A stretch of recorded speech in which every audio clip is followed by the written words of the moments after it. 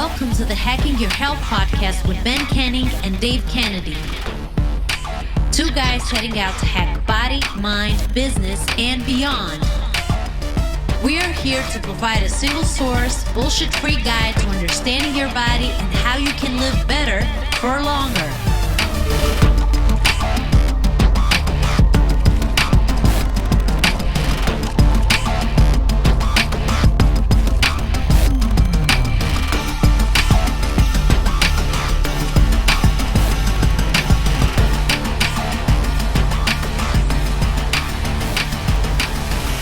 Yo, just a quick note before we get into this week's episode.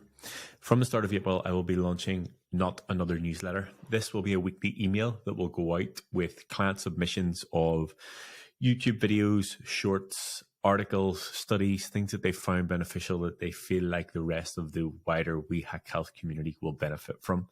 There's a link in the show notes to subscribe, and I hope to see you on the other side.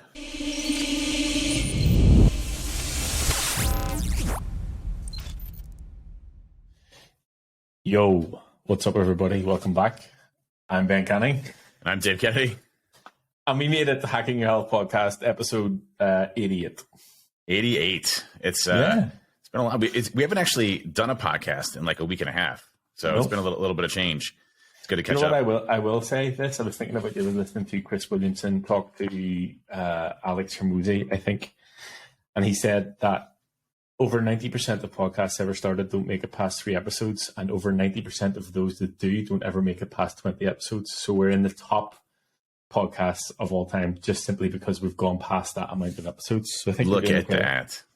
Yeah. It's almost like we know what we're doing here in some way, shape, or form. If anybody had seen us 5 minutes ago, they definitely wouldn't have thought that we did. Hey, just for the record, I was prepared and all my stuff was working, so I feel like I'm kind of a pro, but you definitely messed things up quite a bit, so it's okay. But I fixed it. You did fix it. So it's fine. That's right. So, dude, you just got back from like a massive amount of legs day. So let's open you first here. Let's, I actually haven't got to talk to you like really in person other than like notes to note stuff in quite a bit. So how you been? I have been good. So for anybody who doesn't know, I was away for probably about 9 or 10 days. I was doing part of the Camino de Santiago, which essentially is a pilgrimage walk, which starts in Portugal and finishes in Spain. Now, we didn't do the whole thing, but we did the Francis Way, which was 117 kilometers from starting in Syria and walking into Santiago. So we walked between 20 and 25 kilometers each day. It was an experience in itself. I did it with Mum and a couple of her friends. She's wanted to do it ever since she went through treatment a couple of years ago. It's the hardest thing. And I've thought so much because people have asked me, and I don't really know how to describe it, but essentially there was like between 1,500 and 2,000 people per day on this same path. So like you'll see somebody one day and then you'll maybe not see them for a couple of days, but essentially everybody's going the same direction. So you'll catch up or see them at different points, and everybody's there for different reasons. So some people are there because maybe someone's just died, or because they're sick or have been sick, or because some life event, or they're there for someone else or whatever. So everybody's there in their own journey going the same direction. I will say though, whenever we came into Santiago and we finished it on Friday, I was glad to not have to wake up and walk on Saturday again, because that in itself was a lot. Definitely hit my step target last week. Dude, I can't even imagine. That's a long amount of time to walk in short periods of time. It's funny because you're sending me beer pictures every time. Yeah, but I will say, it was fine for me, and I have to shout out my mum and other people who found it more difficult, but still did it. Whether her toes were bandaged up because they were bleeding or she had blisters, she just got on with it. So I have to shout her out, because I wouldn't say I found it easy, but I definitely know I got it a lot easier than other people. Yeah, for sure. There was a woman from Texas that Mum kept talking about who was 82. Do you know? And I was like, respect. 82 years old, man. Yeah. That's awesome. That's incredible. Yeah. Well, hopefully I'm doing something similar, active when I'm 82 as well. So hopefully deadlifting, 800 pounds. 82. You're doing walking lunges with 100 pounds on your back the whole way to Santiago. That'd be amazing. But That's yeah, great. it was cool. It was cool. Yeah. It was cool to do it with Mum. She's obviously talked about doing it for a long time.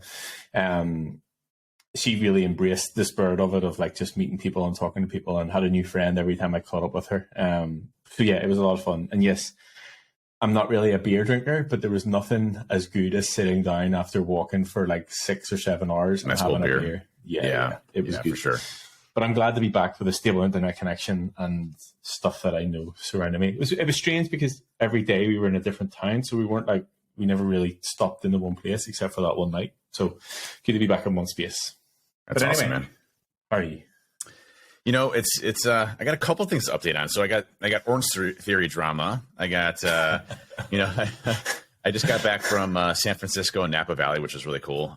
Never been to Napa before, and that was a great experience. We had a kind of like an on-site customer appreciation thing where we ran through stuff and kind of had some workshops and work sessions down in Napa. It was like a really nice place, and did some wine tasting and things like that, which I'm not a wine taster. I don't like wine, but I definitely drank wine, which is actually interesting. I had like probably 15 glasses of wine and I had zero buzz whatsoever. So I don't know if wine doesn't impact me or whatever, but I was perfectly fine drinking copious amounts of wine one day. And the only thing I can think of is something like that. It's like in Step Brothers where they talk about the Catalina wine mixer. I feel like that's where you were. You were at the Catalina wine mixer. Pretty much. It was great though, because like it was a super nice like kind of like a retreat type of place, and they had a beautiful gym, and I was able to get some good sessions in there. Did some walking. So it was really just kind of like tranquil and peaceful. And you could tell because my recovery, when I track for Whoop is like in the high, green percentages. And I got back, it's like 97%. I'm like, oh, this is actually what almost like a vacation is like taking like without kids. I never realized that, because my strain when I have kids on vacation is like 22%, 28%, it's like no kids. I'm like 97%, 98%. I was like, this is amazing. I need to get rid of my kids more often, but, it was a good time. It was actually interesting. I went to when I went to San Francisco for a board meeting or San Mateo, I guess, and I went to a local gym there. And it's interesting. I couldn't find like a meathead gym, just like grungy, iron, throwing stuff type of place, a powerlifting gym anywhere close to me. And I wanted to go to Gold's Gym in California, but it was like a 50-minute drive or something like that. I didn't have a lot of time, so I went to this place, and it was a really nice place, but it's more like a Planet Fitness, but upscale, and you can obviously like scream and yell if you want to, and you're not gonna get in trouble. But I went there and they had a deadlift platform, and I was definitely the only one there deadlifting it. So I deadlifted like 555 for like 5, and everybody's just like in the gym stops and just watches me the entire time. Like it was great, because like I was like, I'm the strongest person here. This is really cool. And then I did squats, and I think I was up to 505 for squats. And that was barbell squats, by the way, and those are deep squats. I did two for 505, and then I hit the rest of it, and it was just kind of cool to see the progress that you made, and then you're in this gym, and you're the 1% and from a strength perspective there, but and obviously not trying to compare yourself to others, but it's just neat the amount of work and effort you go into it that I thought was really neat. And what's also really interesting is I feel like I'm in a different phase in my health journey, I guess. Where, I have enough muscle mass to support copious amounts of eating. And it's interesting because I went to I didn't count calories this weekend. So on my check-in, I'm going to let you know ahead of time I didn't count calories. So we're going to have some words, I'm sure. But we just have them now. Will we just do it now? Sure. but I went there, and I legitimately I always focus on eating protein. So I had a really nice steak, and I usually stay away from like the stuff that I know is going to be really bad. If you like cream spinach, by the way, it's going to be like all butter, and it's going to be like 1,000. Delicious. So delicious. It's delicious. Yeah. But, I stayed at like, steaks and asparagus and things like that. But when we got to Napa, the food was a bit mixed as far as what you could have, but it's still a lot of protein centric stuff. So I ate a lot. And I noticeably ate a lot more than everybody else, which was great. I was eating snacks in between, and I always had like protein bars with me, and I went to the store and stocked up at the market, just to get enough food. I try to hit my protein goals as much as possible. And then I got back and I lost 4 pounds. So it's just like, I feel like, like I'm at a different stage in life where like I'm not going to get too over with this. Obviously, need to make sure I'm getting my macros appropriate line, but it's interesting because I feel like I can eat and not have to worry about the impact that eating has on me. It's a different weird feeling that I have. And obviously my body now is a, you know, fat burning machine and a calorie burning machine. And in order to maintain muscle mass and everything else and how active I am, you know, you need those calories. But it's at a different part of my life now where I feel like I'm good with food. You know, like I have a good relationship with it. I eat when I need it, and my body's telling me that I need it. And I kind of just listen to it, and I don't overeat or anything like that. I just grab, you know, food here and there, and it's usually, you know, protein centric. Although I did buy a box of Wheat Thins, and I totally crushed that box of Wheat Thins while I was there. I was. Listen. I just had a moment. I had a moment, and I needed to crush Wheat Thins that day. I had a lot of walking around, and I just needed like quick energy. You had a lot of walking around, right? Okay, I'm sure it was really like tough. 700,000 steps. It was crazy. Right. Yeah, I'm sure you had a rough time with it. But it's interesting. It's just different, you know, like a different experience. You know, being able to do something like that, you know, drink, you know, a bunch of alcohol. I didn't, you know, like not a ton, but like wine tasting and that type of stuff, and just had a good time. Was able to enjoy myself and not worry. The wine tasting, was it like? So experience from whenever I used to work in bars and clubs, like they would have done wine tasting, but they would have spoken about what the different wines go with. So they would have given you a wine and then given you something really random that tastes completely different with it. So it was like either chocolate or like cheese crisps or like nuts or apple or something that's like paired with it that tastes different whenever you have the wine. So it was fine. You know, like I used to drink wine here and there, not like a big hobby or anything like that. I never really got into like the big wine stuff, but you know, it was interesting to try the different types of wine. But what I really like is history. And it was interesting to know the history. So like back in the 70s, you know, France and a few other places were like the pinnacle of wine. And here comes this random place in California that, you know, a lot of folks from Germany and France actually came to because of the climate. You know, it's in this interesting self-contained ecosystem. It's like a mountainous area, but it has a, you know, a valley, and it maintains inclement weather the kind of pretty much the entire time. And that year, I guess they, you know, two of the wines won the national or the world champion for blind testing in France, and kind of blew the waters off of that and kind of gave Napa its first break. And so it's interesting to see how like an entire area there, surface area, is all dedicated to wine and the process around it, and you know, everything else. It was really cool, kind of from an experience and history perspective. Like one of the places we went to was built in like 1850 or something like that, which I know is like yesterday for you guys in Ireland, but for America, that's really far away from us.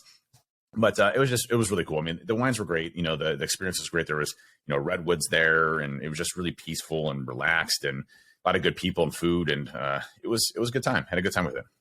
Okay, yeah. Good. Not a wine drinker, though? Not a wine drinker. No. Real quick update too before we get to the topic is the Orange Theory update. So, Orange Theory drama episode 88. So I've left my copy location for good. I'm back. I'm now at Medina. I left. I couldn't handle Joe. Joe just went off. I didn't mean to use the names there, but one of the guys that was there was just singing at the top of his lungs all the time, and it got so bad one time. It was every single song. And it was with the microphone on, obviously, and he sang every single song the entire time he was there. I was just like, listen, I can't do this anymore. Like, we have to break up. And so you broke up with Orange Theory?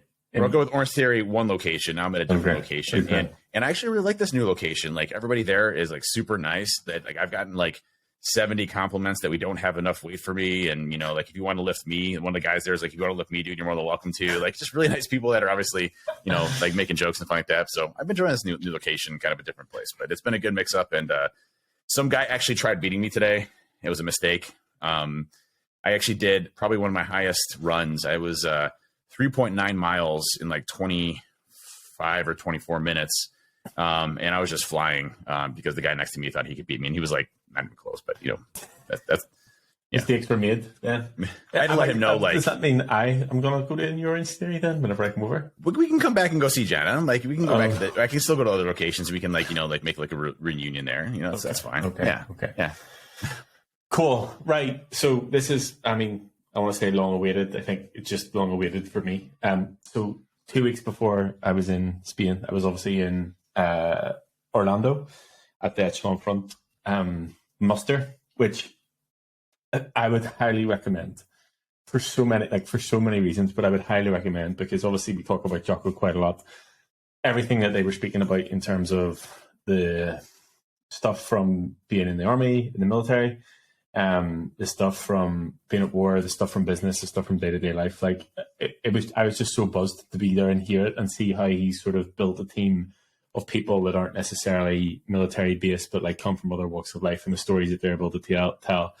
The whole thing was absolutely incredible. I will say that they did an introduction to BJJ on the last night. Now, I have a couple of friends who are big into BJJ, and it was obviously Jocko and Echo Charles, who I'm going to say is much cooler than Jocko, but don't tell Jocko that I said that. And then a guy, Dean Lister, who is like world champion in jiu-jitsu. So there was a bit of me like had never there before, and I was like sending photos to a couple of my friends, but like, do you know these guys? I'm just at the jiu-jitsu thing here. Do you know who these guys are? But it was very cool, and I can see, and I'm reluctant to say this to you because I know what you're like, but I can see how people would really enjoy it, and you would become like, you would want to do it quite a lot. Like I like that you need to think a lot in it. So it was me and Matt, and obviously I'm at a bit of an advantage because I'm 20 kilos heavier and about a foot taller than he is. Yeah. So it was interesting to see just that dynamic. But yeah, it was very good. It was very good. So anyway, long story short, awesome. Long story long. I want to talk about their laws of combat. So they broke the 2 days up slightly differently. They did the laws of combat, and then obviously how that's applicable to what they did, and then it's in business and whatever else. And they did the mindsets for victory, which I actually think we could probably do in a separate podcast, but we'll see how we get on today. So essentially with the laws of combat, I have my muster booklet here to reference my notes. Are cover and move, simple, prioritize and execute, and decentralized command. And obviously these are lessons that they learned at their time in Iraq, and how they were able to execute missions as the SEAL teams and stuff like that. But obviously their mission of what they do now is how they take those lessons and obviously apply it to business and things like that. Now, I can see how a lot of people will be like, well, it's easy for these stories, but I've never been in Iraq, I've never been to war, insert whatever comment you want. But the way they were able to sort of tell a story, talk about the lesson, and say sort of how it was applicable in terms of leadership, because essentially it was a leadership event. It was actually really cool to see how they were able to pick the lessons from it. One thing that I kind of struggled with initially was whenever they were talking about leadership, they were always talking about like people in business. So like you obviously with employees, or people who work in teams, or people who have bosses or whatever. And obviously I don't have any of that essentially, but to try and sort of think, to try and frame it in a way that I can think about obviously clients and what way I could sort of apply things like that. So there was a lot, and I did take a lot of notes, and it was a really well run event. And I think the biggest thing for me and Matt were like, how can we take some of this and put it into the events that we do? So I'll not say any more on that, but there will be a couple of exciting things coming off the back of that. So anyway, laws of combat: cover and move, simple, prioritize and execute, and decentralized command. Essentially, the cover and move one is about teamwork, and how you can use the team. I think the best way, and please correct me if I'm on the wrong path here, the best way for us to do this today is to talk about how it applies in terms of business, but also talk about how it applies in terms of either the community that we have, the clients that we have, or people's individual health and fitness journeys.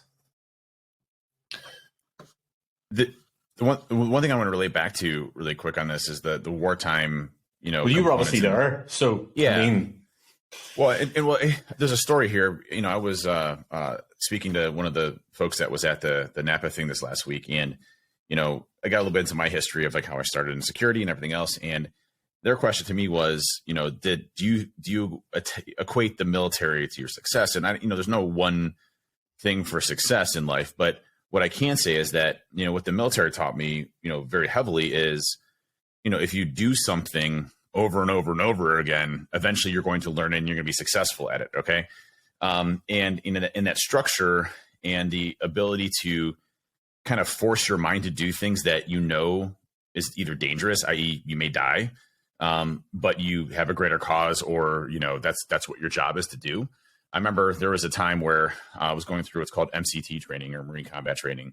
And when I knew this was real, and this was kind of like an oh shit moment for me, was we were doing simulated war. And so you had, two teams basically opposing each other. You had fake, you had real guns, but with blank ammo and things like that.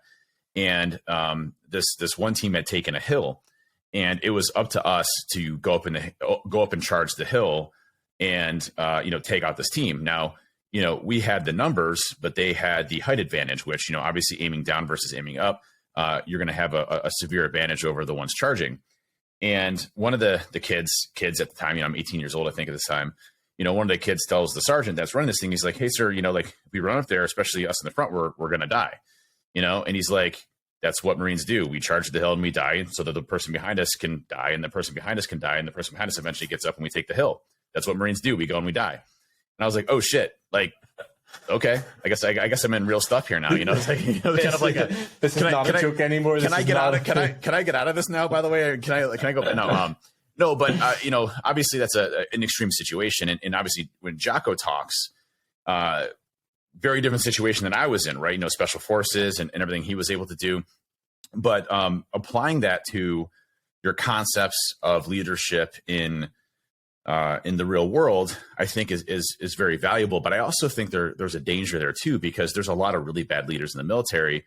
And I also think applying like those extreme situations to business can also be detrimental. I think Jocko does a really good job of blending the bit of taking the parts that are important from a leadership perspective, providing, experience with that, and then also applying that to, business or what you can do. Right.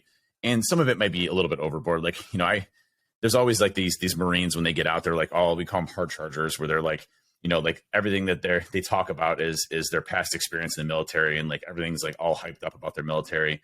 There's a balance between that and kind of the real life. And I think the military does a great job of being able to say, hey, if you have to lead a bunch of people, here are some successful tools to go and do that. And then here's what you can do to make yourself successful as you go through. So do I equate the military with that? No, but I really appreciate what Jocko is doing in the sense of breaking things down that people can understand, relating it to his experiences, and then being able to help morph that into something that somebody else can use. Right. Yeah. And I think number one, listening to Jocko talk in real life is an experience in itself. Again, would highly recommend. So have his other book here. I'm not plugging it, but I do have it. It's also a signed copy, not to rub it in. But it's the dichotomy of leadership, and essentially, I haven't read it yet. Essentially, I imagine from the conversations that they were having that's exactly what you're talking about here. That all of these principles and all these rules in extremes can also be bad.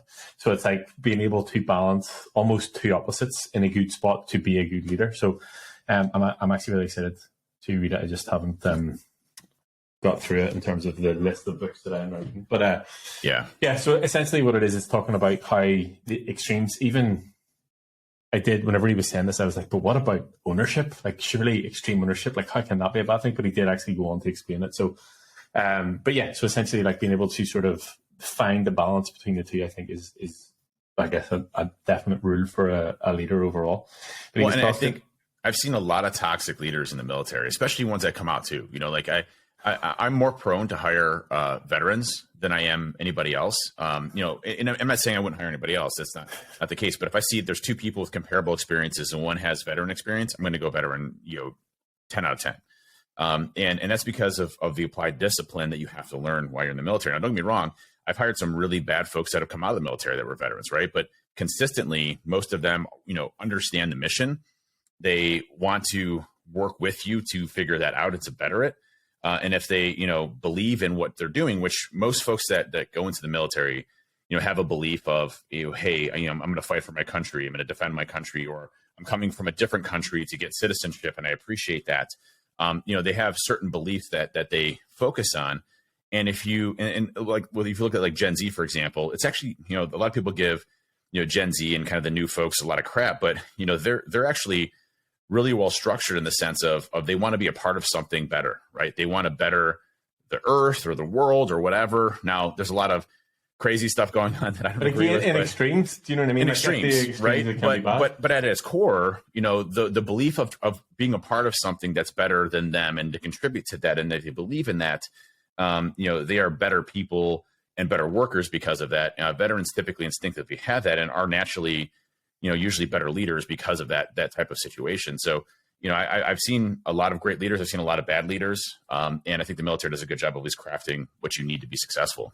He was telling the story about how after he came out of like going on missions and he was put in charge of the the SEAL team training, about how he wanted to make it infinitely worse than what anything in real life. So essentially, like, use his experience and what he's seen make it worse whenever they're in training. So whenever they're actually in the real world experience, that it's not actually as bad. And I was like, that in itself is badass.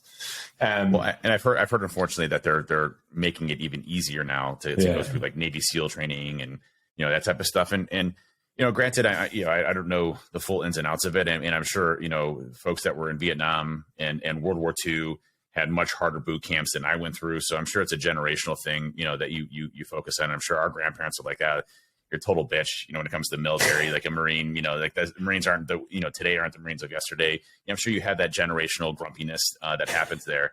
But I do hope, you know, they are preparing our soldiers, you know, to be prepared for horrible situations that you're going to have to go through, that, you know, allow you to rise above, you know, to help your platoon, your battalion, your country, everything else that goes along with that. I think training helps with that. Like, I can't speak from experience, but I feel like if there's one thing that you don't want to make easier, it's the ability to get into any sort of military. Like, I feel like you need to have a very, actually I was listening to David Goggins and Chris Williams, and they were having a similar conversation. There was something to do, don't know the story, but something to do with a journalist was writing something about them using tear gas whenever they were going through the selection process. And David Goggins being David Goggins, he was like, it takes a special type of motherfucker to be in the military. And it's like, if you want to do that job, you have to expect to go through these things. It's not just like you know, I'll go all the time to do this on a whim. Like, you need to expect to be at a certain level in terms of what you can tolerate or what you can sort of actually put yourself through mentally and physically. Yeah. So again, can't speak from experience, but I mean, if I want badass motherfuckers to like make sure to protect countries, do you know what I mean? Yeah. Well, I mean, you know, I listen to Jocko, you know, every so often. I've gone to one of my favorite episodes with him was with Andrew Huberman, and it had brought you know, what Jocko would do would talk about his routine, right? And Huberman would go back and say, well, this is why that routine works and how you've been able to do it. So he explained that the human part of it, of how Jocko was able to basically apply science without knowing it, and then the science behind it that supported that, how that was accurate. And, you know, Jocko's an interesting person, you know, fascinating. I mean, he's what, in his 50s? I don't know. I mean, he's getting older, and obviously he's still in incredible shape at what he does. But his routine, you know, the BJJ stuff he does, the leadership stuff he does, you know, the training camps, you know, talk about definition of running a successful business and being able to build your brand and reputation off of what you've been able to do. But, you know, obviously the extreme ownership and extreme leadership, those types of things have skyrocketed his career. But, you know, I think if you take a look at what he's trying to talk to you about, it's really about bettering yourself, right? It's about overcoming the things that make challenges for you, and, you know, getting a structure in place that allows you, very similarly to boot camp or military, things like that, that allow you to be successful in your life, whether that's success in your business, success leading people. And I do think a lot of leaders really struggle with being successful as a leader. I know I struggle with it all the time, but it's one of those things where, you know, you have a good system in place, you have good people in place, you can start to, you know, get better at that. But also, you know, the discipline and consistency around being able to do, you know, your workout routines, health, you know, focusing on yourself, your mental health, all of those things are super important to your overall picture. And if one of those is off, the rest of it can be off. I mean, if you're, you know, not healthy, you're feeling like crap all the time, you're consistently out, is your job performance going to be up there, right? Usually not. So you're going to be a great leader if you're just feeling like total crap all the time and sluggish and tired and, you know, overloaded and overworked and drinking alcohol and all this other stuff that goes along with it. Are you going to really be the best leader you could possibly be to your family, to, you know, your home, to your work? Everything else is impacted by that, right? It's a balance of all the things, but again, not extremes, right? You can go extremes in all those different directions, and all of them can completely screw up one component or the other based off of that. Yeah, I think I'm thinking back to like in my career as a coach, and like when I would be busiest essentially, and it's whenever I've been most in tune and in line with the stuff that I'm doing. So me leading by example, essentially.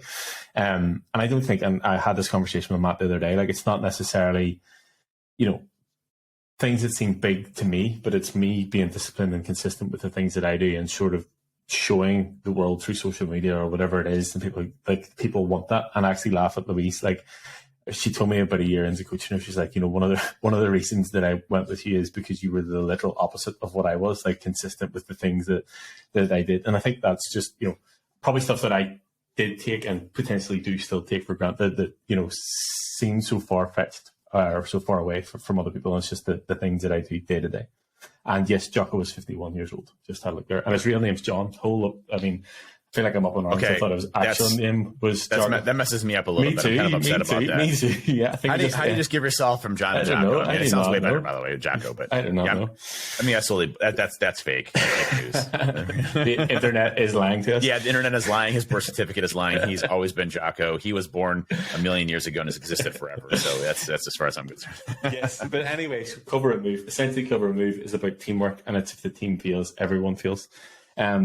And I think that this is probably important if I think about the team of clients and the support that they have. And even most recently on the call, I'll not name names, but a couple of people shared that they were struggling on the call last Wednesday on the group call. And then about half an hour later, I got a message from someone saying that they had messaged someone who said they were struggling, and someone else had messaged them. And there was like this trail of like people messaging her saying, look, if you ever need anything or you're struggling with anything, let me know. And I've had a couple of calls even today about people who are going through some stuff. And it's like, they know that there is support there from me, of course, but also the rest of the team. And essentially knowing that regardless of what's going on, they have a place to come and share it. And they know that people in the team and people within the sort of the client community and the wider We Hack Health community are there with their best interests at heart as one unit, essentially. That community is awesome. And, everybody goes through struggles at a given time, and the outreach and support that you have there, I think, is really good. And that's why I did that shout out to you today on social media. And one thing I was, I think a big aspect of that is, finding people that are your same tribe, right? We talked about tribes before in the past, people that have the same interests, as you, but also the well-being of your tribe, your collective tribe, is really important as you go through kind of this journey. And, when you do it alone, that's fine, but there's a lot more challenges and battles. I find that, I do better expressing issues that I have. And that's actually been really tough for me. I'm part of this group called Vistage, which is a bunch of CEOs that get around a local place. They have different, specialties, manufacturing, whatever, just different experiences, companies that have been around for 150 years, companies that are just starting off, and you get a wide perspective of different people's experiences, which is great. But we develop friendships and things like that. And we start to create our own little tribes of executives from a business leader perspective. And you start to gain trust, with those. One of the things that's always been tough for me, even in a group like that, is, admitting when I'm having a tough time or struggling, because you don't want to be perceived weak amongst your peers and things to that effect. But then what's the point of being there if you can't, express, challenges that you're having so that you can get, help as you're going through. And, they've been really instrumental in that aspect of having a team of people that we can leverage each other when things are bad or good, or, talk about things that we're planning or trying to understand, like, what have other people gone through, even if it's something simple, like, hey, we're looking at a new, ERP system or accounting system or things like that. Like, what's everybody experienced? Who's had success with this? Just being able to have bouncing boards of things that are relatable based on their experiences and positions has been super instrumental. Same thing, obviously, in the BC side of the house, and having people that, are going through different struggles or journeys. And it's always great to see when someone new starts, because they have the same questions, as everybody else. And you can see, when it starts to click, like they have that aha moment, like a month or two in there. And I'm like, man, I'm really enjoying this. Like, I'm starting to see progress and things are going great. I'm doing this, I'm doing that. And this. I'm like, nailed it. You're there. You're there. Now it starts. Now it really starts, right? Now the fun starts. So it's cool to see that. And I think, Jocko hits it on the head of having a team of people that can really help assist you, right? Yeah, and I think number one on the being able to admit whenever you're struggling with thing, like, I think, I don't want to say it's an alpha male thing or a man thing, but I definitely think we're less inclined to admit, but I definitely think there is a strength and a power in vulnerability and being able to show, like, I'm not okay all the time. But something that I've always sort of thought about myself, like, I always have said, like, I like to feel like, or I like to do things by myself. Like, I'm quite a solo person, but as I said, whenever I was away, like I was trying to sort of relate this, and I was like, I won't do any of this by myself because I've got, however many clients in both groups. Like that is my team, like that is my support network. And I know as well, like everybody even last week was like, look, I know you're traveling. I know the reason that you're away. I know that you're dealing with shitty internet connection. Like, don't worry about getting back to me. Like if it's a stress or if it's a hassle, like don't worry about it. So, even knowing that it's not people because they're obviously paying for a service. They're like, where's my check-in? Where's my check-in? Where's this? You said you would do that. Like having an understanding of, again, me as a human and know that I'm also part of the team. It sort of gave me that, like, they are my team. And I'm not doing this by myself because I'm doing it with, however many people are in both teams or both groups or the one big group. The next one. Yeah. No, I was just going to say, with that, the collective, I mean, the people, the folks that you interface with day in, day out, having your own assured success is critical. Yep. The next one is simple. So simplify the mission, communication, simple, clear, and concise. Obviously, the story was about some shit show that was going on somewhere at war and people were not communicating efficiently, which I can imagine would be quite difficult in a high stress situation like that. But essentially, the simpler that you can make the plan or the mission and the simpler you communicate, obviously the more understanding it will be. And I think that this is obviously something that I see quite a lot whenever someone has an initial call with me, like, I'm trying to do this and I read this online, but the person at the gym said this and they're like trying to do 50 million different other things. And I'm like, let's just focus on the one thing first and then start to add to it. And I just try and simplify it. And I think that there's almost like a disbelief in, well, how is this going to work if it's so easy? Like they expect it to be super complicated and it's like this cheat code that you need to enter in to get where you need to be. But I feel like the more simple the plan, the easier it is, obviously, stick to it and the more success you can get longer term. Yeah. It's the complexity, especially when it comes to critical things, just makes things a disaster. We could say this in cybersecurity, happens all the time. We purchase tools when we don't have enough people that understand the product or technology to be able to support it, increasing complexity, which, degrades our security programs versus, investing in people, which allows us to then, expand our security programs and get proficient in what we're doing and the technology that we're leveraging to make it better. The same thing when it comes to when you're communicating with people. I always thought when I was listening to folks sometimes that I was not smart because I couldn't understand what they were saying, or it was so complex that I was just like, oh, they're just, super brilliant or smart. I just don't understand it. When I start to break it down, I'm like, no, they actually had no idea what they're talking about. And they're so complex because they don't know how to, they were making themselves sound smarter. Yes. To beyond anybody else being able to listen. Yeah. And I think that's why, as humans, it's interesting. If you look at today's technological age, we rarely actually dive into subjects, it's full complexity. And all of our things around us are designed to be as easy as possible. Whether that's, a headline on a news article or whether that's, a text message, one quick blurb, right? You get no emotional aspect. You just get a really quick amount of data. If you search news at all, it's headline, and you're just going through. And, I actually, try to look back and I'm like, did I learn anything there? Do I remember anything that I just, went through as far as like topics that I was interested in? Or, if you're looking at YouTube shorts or things like that, again, same concept.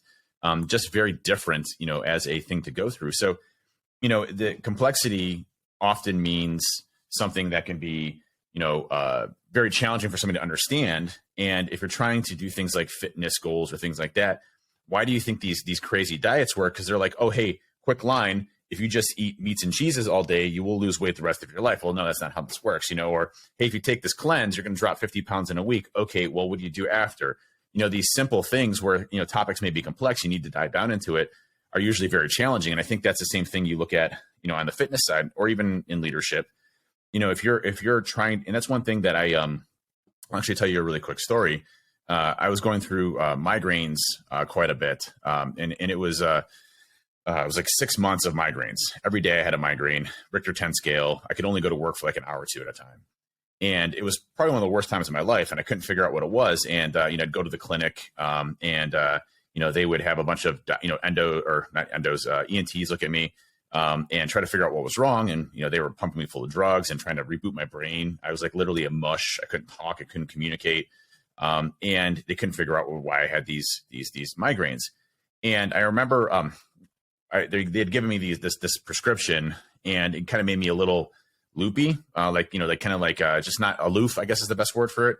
I couldn't process things very well. And I remember I was giving a presentation, and I didn't notice I was doing it. But whenever I tried to take a complex subject, a geopolitical issue that equates to cyber war, break it down into like an easy, simplified way, which I can do very well when I'm communicating to people, especially an audience in cybersecurity, it would actually cause me to like loop over and over and over again and say the same thing over and over again. I never knew I was doing it. So I basically say the same thing, and I looked like a complete idiot, obviously. I had no idea I was doing it. One of my buddies comes to me after, he's like, "Hey, are you okay?" I'm like, "Why? I just rocked that talk. What are you talking to me?" He's like, "Dude, you sat there for like 5 minutes saying the same thing over and over and over again." I'm like, "Oh, I had no idea." And it's interesting because the complexity to simplicity thing, especially when you're communicating, is something that we lack a lot of soft skill wise in our industry. A lot of people will focus in on the technical pieces, they'll dive down, and that's all you know. But those soft skills and your ability to actually communicate are leadership traits that you have to have as you start to grow and progress in your career that will make you successful.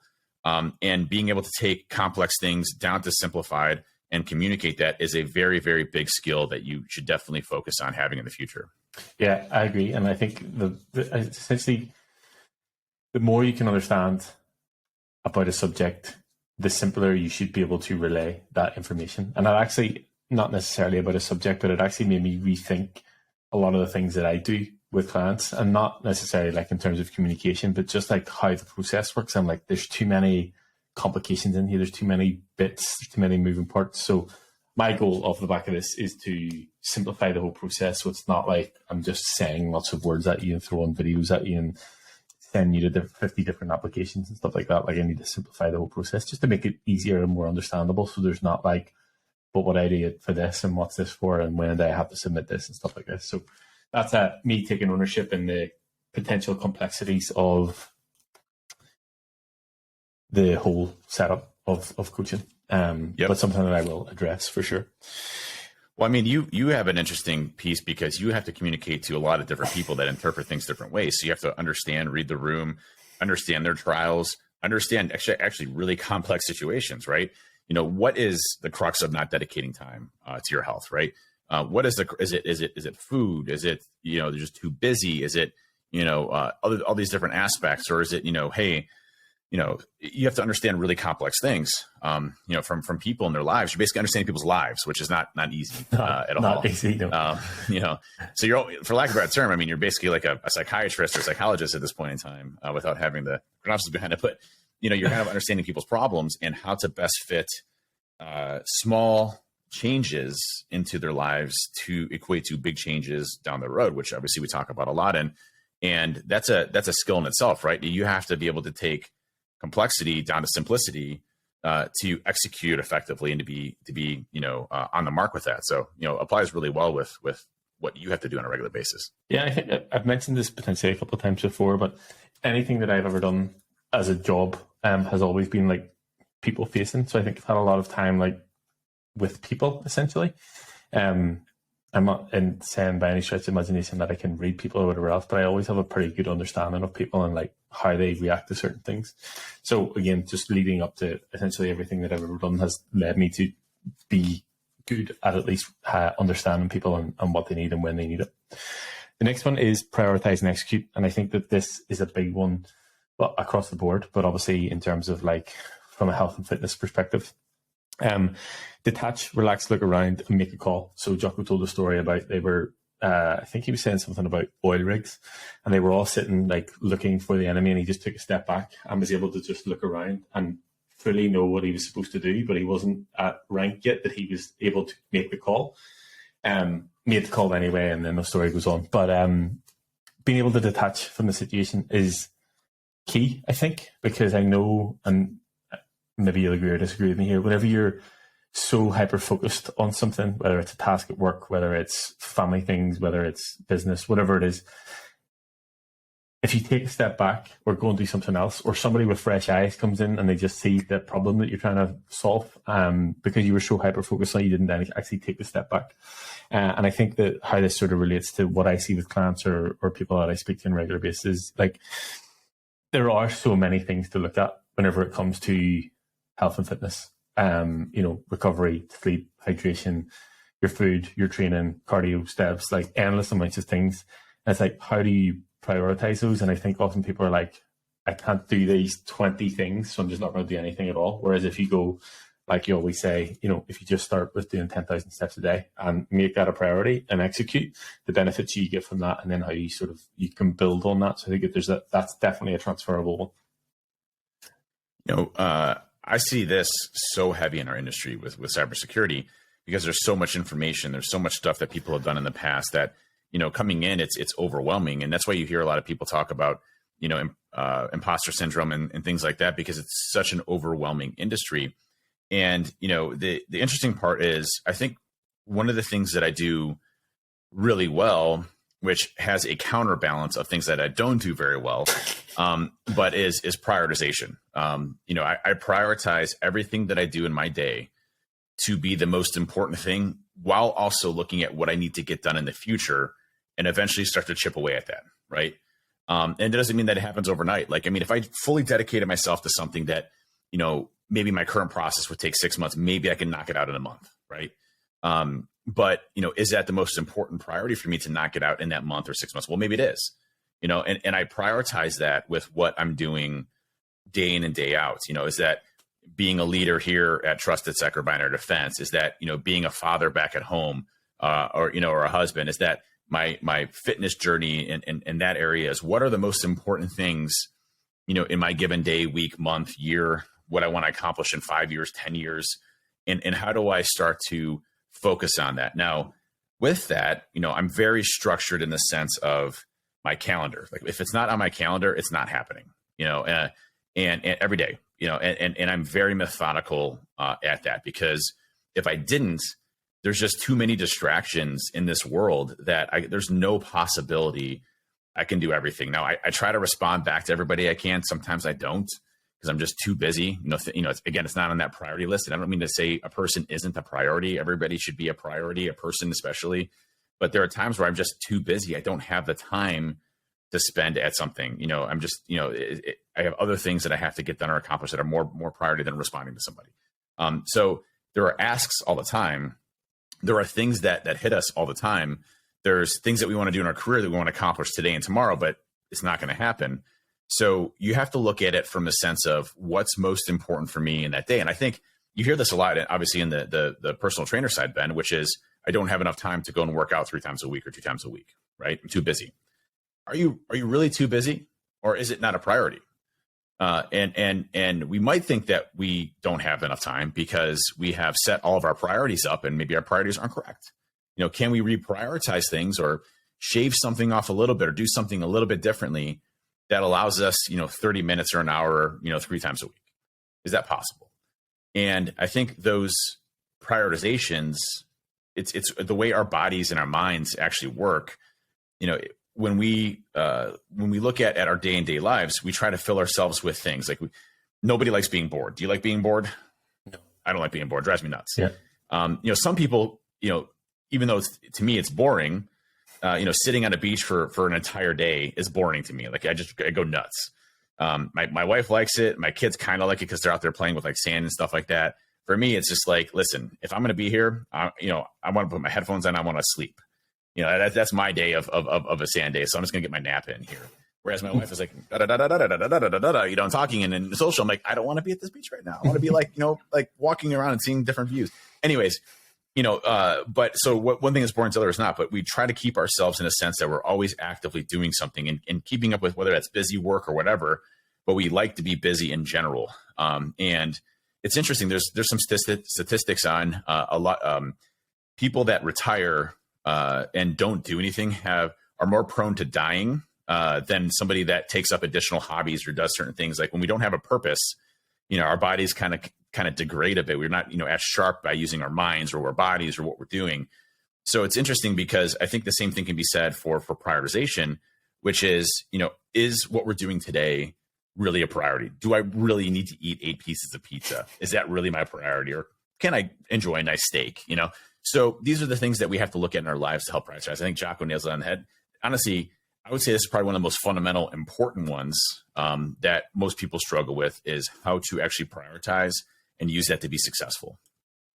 Yeah, and I think it does come down to priorities, because like, I don't want to say everybody has the time, because maybe there are extreme examples and whatever else, but you can find the time. And I'll use Armand from the client group to talk about this. Whenever we first had the call, this is an extreme example, but he gets up at like 3 o'clock in the morning so he can do his commute to work, so that he can leave earlier so he can get to the gym when he gets home. Like that, whenever I heard that, I was like, nobody has an excuse that they can't get their workout in. I'm not recommending everybody gets up at 3 o'clock in the morning by any stretch of the imagination, but training and doing his cardio and making sure he has all his stuff done is a priority to him. So he makes the time to get it done. And I think that there is definitely a lesson in that for everybody who says that, quote unquote, they don't have the time. And I actually find myself correcting myself quite a lot. It doesn't, not whenever it comes to training, but whenever I do say I don't have time for something, or the odd time that I'll say I don't have time, I do stop myself and I say it's just not a priority. And that's when you start to look at it like that, you can see where your priorities lie. And it's quite funny. So obviously I was on that Camino last week, and I had a lot of time in my own head. I did a lot of the walk by myself, and the most frequent thoughts that I had were about work, and that just showed me that work is a big priority in my life. I think it's potentially slightly different because I have a lot of people that I have to look after, and they're the priority. But it definitely gave me a chance to see that like what I do in terms of a job and a career is a priority in my life, and that's why I make the most time to do that. Yeah, it's sometimes we have missed priorities, different priorities that come in our lives. But again, you can't do everything to everybody at all times at a given time, and I really tried. I've been making it an effort to not use my phone after like 8 or 9 o'clock at night. I've been making effort to reprioritize things that I'm doing to make sure I'm doing the most effective that I can be. And I've also been working on reducing my workload so that I can focus on other things, right? And sometimes you have to spike up a bit. Sometimes you might have to train somebody else that, can do part of your job. And that's going to be twice the workload that you have. You're going to be twice as busy for a month or two. But that's going to shake down, and now you're going to be half as busy once that person's fully trained, right? So having that long-term outlook on prioritization is really important, both in your career, what you're doing from a health and longevity perspective, and how you start to really look at things. If your priority is, getting to the gym and eating healthy, your body will start to recognize, your mind will start to recognize that and say, hey, that's a priority of mine as well. Now, since it's a priority of yours, it'll fight you at first, but it will definitely come along with you and stop kicking and screaming and fighting you as you start to get a little bit better with it. Yeah, I think exactly what you said there, like understanding that priorities will change. Do you know what I mean? Like if something is busier with work, or you start a new project, or you take on a new employee or whatever, there is a potential time that is going to be the priority, and other things will have to take a back seat, whether it is your training or whatever, or even like shitty situations in life and like trying to sort things out, whether it's lose a job or whatever it might be. Like that is obviously going to take a priority at that time. So recognizing, sometimes your priorities need to change. The one other quote that I heard recently, and I think it was Chris Williamson said it, can't remember. But he said, you can have anything that you want, but you can't have everything that you want. That's actually pretty big. It hit home for me. It does hit. Yeah. So yeah, like essentially you can have anything you want, but just prioritize the things, because you can't have everything. Yep. The last one is decentralized command. So essentially it's everyone leads. Everyone leads. The team understands what to do and why. Don't wait for your orders. I think this was a tough one to sort of relate to clients, because obviously they need a bit of direction. But as I always say, whenever I start a client, like I want to give you the tools so you know what to do long beyond our coaching relationship. And sometimes I think I may be guilty of doing this too much, but sometimes I think there needs to be a time when that individual is able to think for themselves. So while I'll always say, like, if you have any questions or need anything, just shoot me a message. 100%, I will always be there to reply. But I think often I just give the answer instead of allowing them to like either sweat it out a little bit, or just actually spend some time actually thinking about it and coming up with the answer to the solution themselves. So making sure that they have an understanding of what they're doing and why, so that they can do the thing long beyond our time working together. Yep. I think that's such an amazing thing. And you're always, what's great about you is you're always, available, right? To hear from people, which I think is so important. But yeah, I think those guidelines of Jocko's, is it the leadership traits, right? Is that what it is? Or laws of combat. Laws of combat. Well, badass. I mean, I will admit I did spend some time on ChatGPT trying to get my own version for what I do in terms of laws of combat. I think I need to maybe ask a few better questions to get them. But being able to do that and sort of ways to simplify it, essentially like values to live by, and I can see it sort of within his team and everybody that was speaking. It definitely, I can see how it would work sort of longer term. The next one is, and I think this will be a different podcast, is mindsets for victory. Default aggressive, which I thought was badass whenever they were talking about it. Innovate and adapt, humility, discipline equals freedom, and extreme ownership. So I guess that we'll delve a bit deeper into that in another episode. Absolutely. Well, I have to imagine it was an awesome time getting to listen to him and work out with him in some sense, right? And then be able to talk to him. Obviously, got the selfie there, which is great. It was funny because whenever it came up in the introduction at the start, it was like there was 1,000 attendees and there was 36 different states and 6 countries. So whenever Matt and I were talking to him, I was like, look, be honest, he's from Scotland and I'm from Ireland. Did you put us down as 2 different countries? He was like, yeah, definitely did. I was like, got to bump those numbers up. I respect it. That's awesome. I mean, I definitely want to go and do that. But I think, applying those concepts to your life, I mean, some folks really have a good amount of success applying kind of military-based tactics and understanding to how they do things. But, it's comes down to a mindset too, right? I mean, you see a lot of folks that get into like the gym side of the house, right? Or if they're powerlifting, it almost takes over a different persona of them from a mindset perspective. They wear certain types of clothes that are all powerlifting centric. They see the reels and it's like day one of going to CrossFit. one week of going to they change. Like, that's exactly what you're talking about.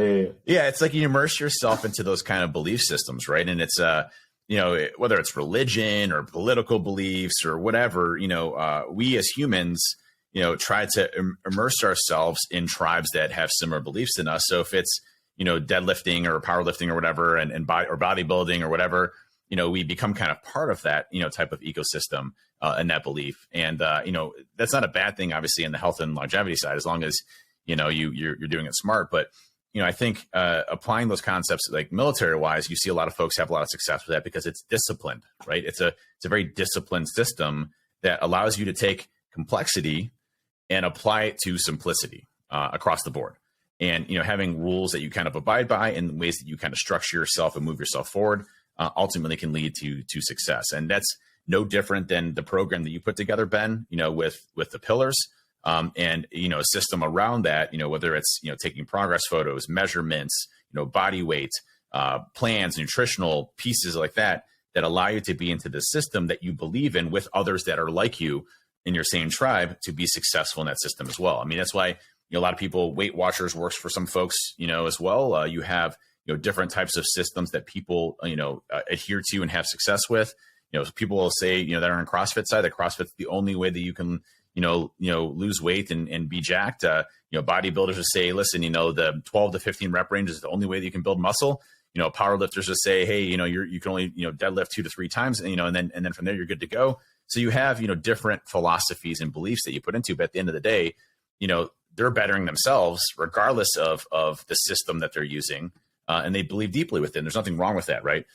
So it's cool to see that kind of structure and with Jocko to be able to go through that and apply those concepts to how you can look at it from your side as well. And it was cool. Like, I guess to sort of relate to what you were saying about your women, like there was a lot of things they were saying, and like I do, and I'm not the same. Like I do just because I feel like it's the right thing to do in terms of coaching or business or whatever. So it's cool to sort of have that reaffirmed.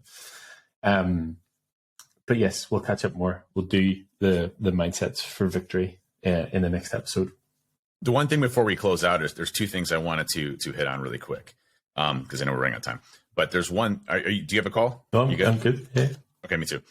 So there, I was watching 45 minutes later. There is there was a recent video that Jeff Nipper put out. If you don't follow Jeff Nipper, he's got some great training programs, breaks down a lot of cool things and misspells a lot of rumors.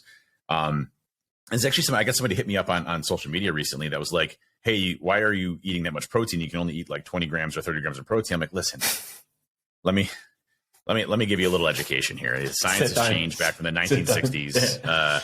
You can take more protein in as long as you want to. But three things. One, there's a lot of stuff coming out now on intermittent fasting, which I thought was interesting, which most people that are doing IF in the studies, both human and controlled studies and within mice, are having issues with protein as being a major building block, obviously, for protein synthesis in muscle. And what they found is that if your window is too short, your body will not be able to take in as much protein as you can throw it at that time. And we're talking 250 grams of protein in a 4-hour window. That's too much at that point, I guess. So I guess there is a window. But what it actually showed was that most people aren't getting adequate enough protein in their intermittent fasting windows to be able to sustain protein synthesis to allow them to continue to grow muscle. So, I guess, the truth is, if you're using IF, which, a lot of people have a lot of success with that because, again, it's simple, allows you to eat during certain times. You don't, then that's an easy way of caloric restriction versus calorie counting. Has no other benefits, again, unless you're doing like 24, 48 hour or longer term IF, which I think is good. I actually started doing intermittent fasting every Sunday, which, for 24 hours, which I find beneficial. But the interesting part about that was there's, a lot of them are not getting enough protein, and what you're seeing from people that eat all day long with protein and people that do IF have a substantial reduction in muscle growth and muscle mass. So interesting piece there. But anyways, that has nothing to do with the Nippard one. The Nippard recently released a video, and I thought this was really cool because you remember Dr. Lane Norton that was on the Huberman Lab podcast? Yeah, remember him. He's a character, man. Mm-hmm. He's a character. Yeah. If you ever watch his Twitter profile, he gives no shits. He just he goes back at people, and then somebody be like, "Oh my God, you're sumoing." He's like, "Yeah, let me see you, sumo 750." And I don't, he's like some tiny skinny guy, that's telling Dr. Lane that he's doing sumo. And one thing he did validate, which I always knew, which I appreciated, and what you actually taught me is for folks that are taller, sumo deadlift is much more preferable because it removes a lot of load on your lower spine.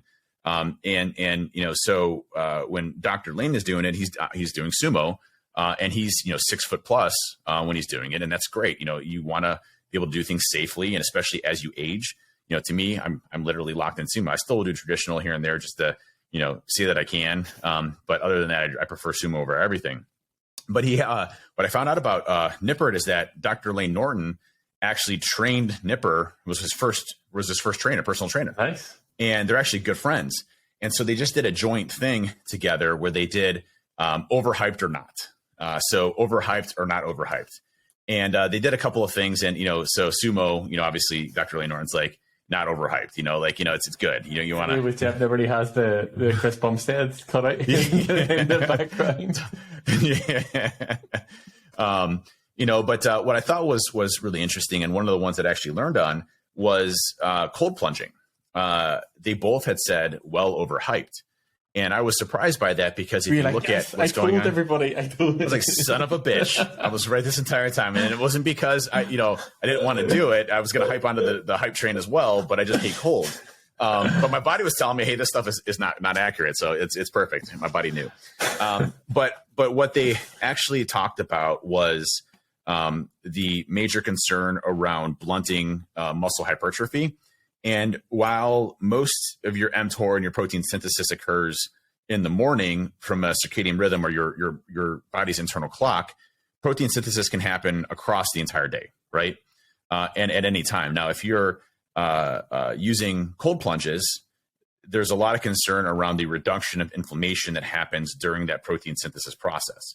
So, if you're going to do it, space it, which we've talked about, but there's still no studies on whether or not that hinders your goals of gaining muscle mass, if that is your goal. Right now, if you're a massive runner and things like that, hey, maybe it makes sense, especially from an inflammation perspective. But typically inflammation, especially stress-induced inflammation, is a good thing. It's not a bad thing. If it's inflammation from food or things like that, okay, maybe not a good thing.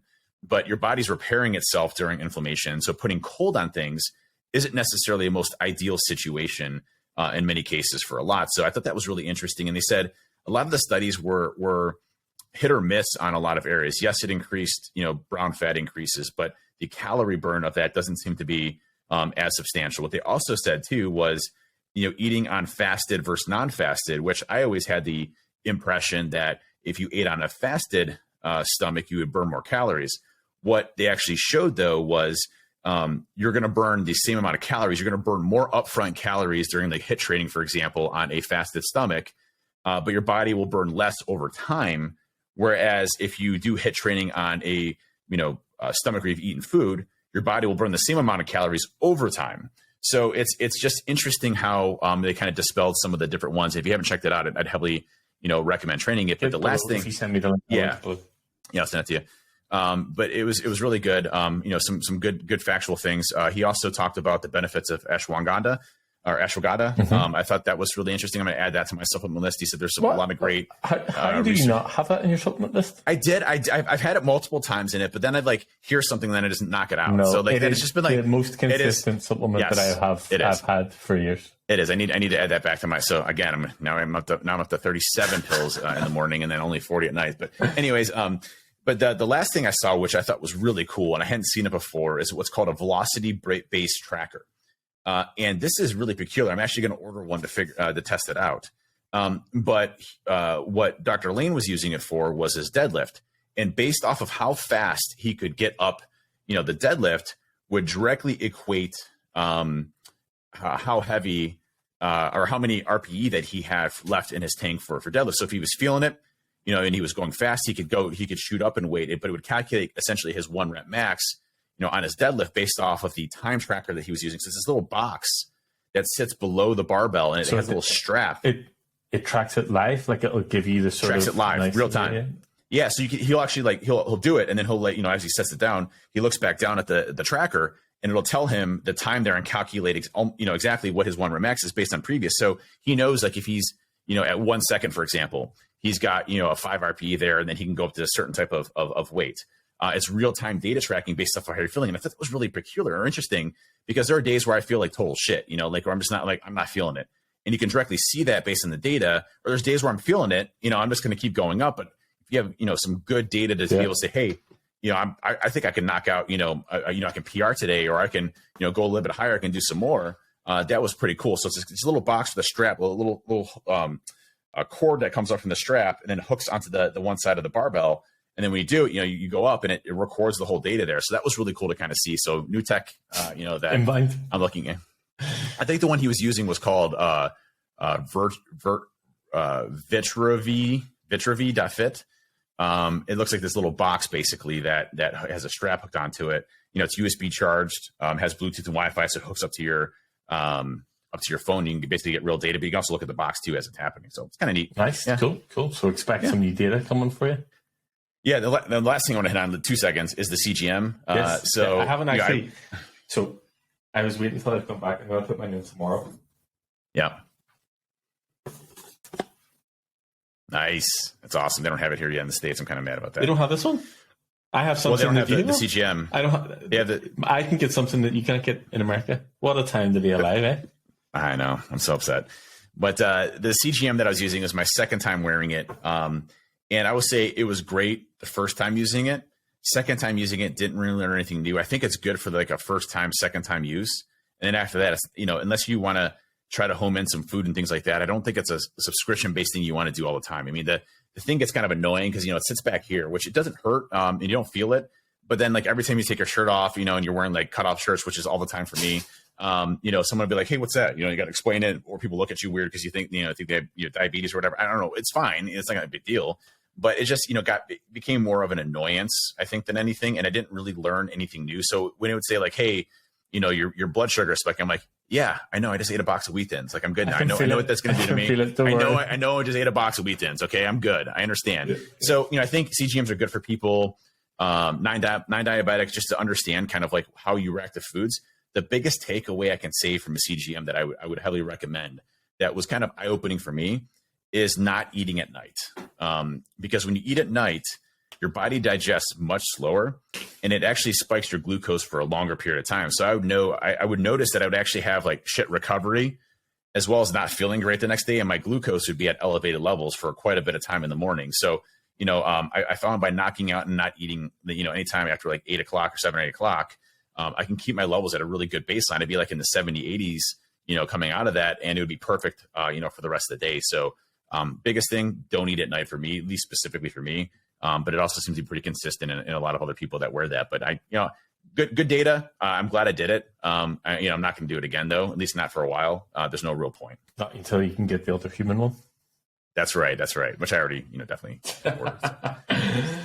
Right. Thank you everybody for listening. Thank you everybody for the comments as well on last week's episode. A lot of positive comments around the episode from Kira. And there definitely will be more to come from her. But yes, as always, thank you for listening. Catch us on social media, join our Discord, all of the above. Thanks everybody. Good talking to you. Have a good one. Talk to you next week. Bye-bye. Bye.